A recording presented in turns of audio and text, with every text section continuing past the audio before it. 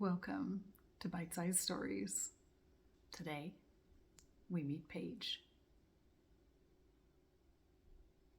Soft little waves lapped pleasantly across Paige's sandal-clad feet as she sat on the end of the pier, her legs dangling down into the water and her hair cascading over her shoulders.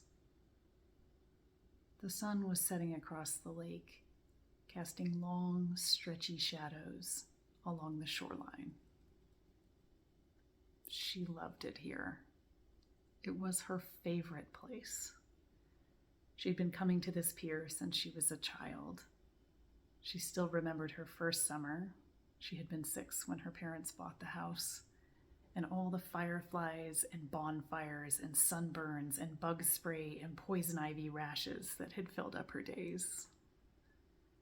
Going back to school that year, going back into the city and back to her elementary school desk had been gutting. There was nothing she would have loved more than to stay outside and dance the days away with the turning of the leaves into fall.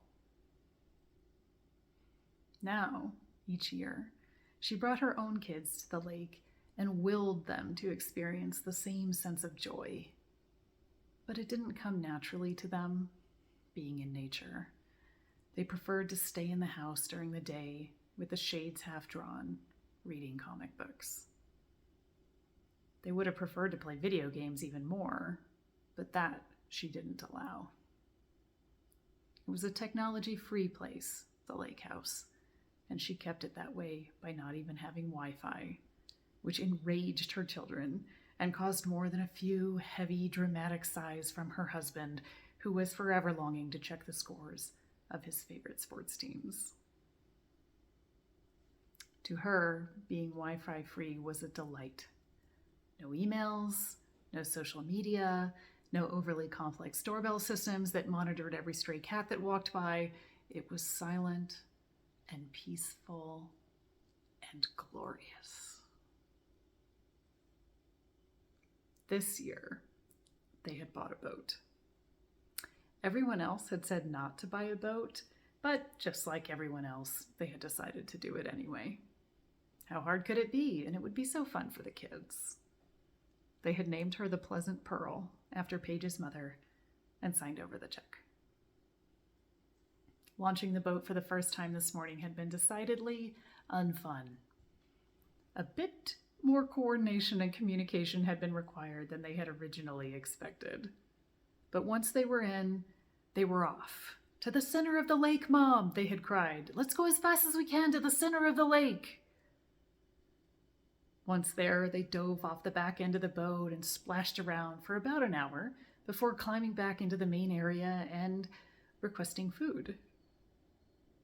It was only then that Paige realized that in the whole chaos of the launch, she had actually forgotten lunch. Rats, she thought sadly. It was far too early to head back to the marina, but if they didn't, the kids were guaranteed to turn into tyrannical monsters. She sighed to herself.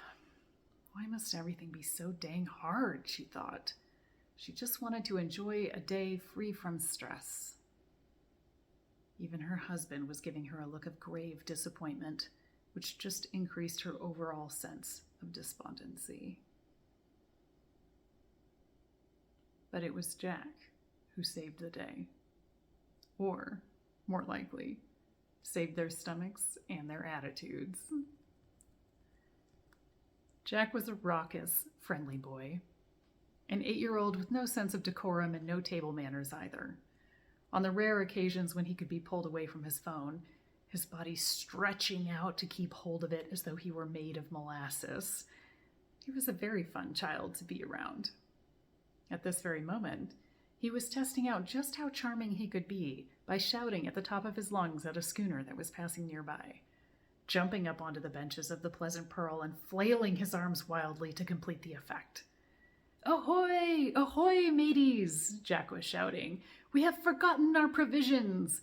Dost thou friendly pirates have any snacks to share?" Paige was equal parts shocked, horrified, and bemused.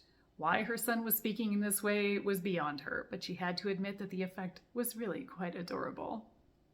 If only they'd had rigging for him to be leaning out over, the scene would have been perfect. Her husband began to laugh, uproariously, in a way that she hadn't heard in ages.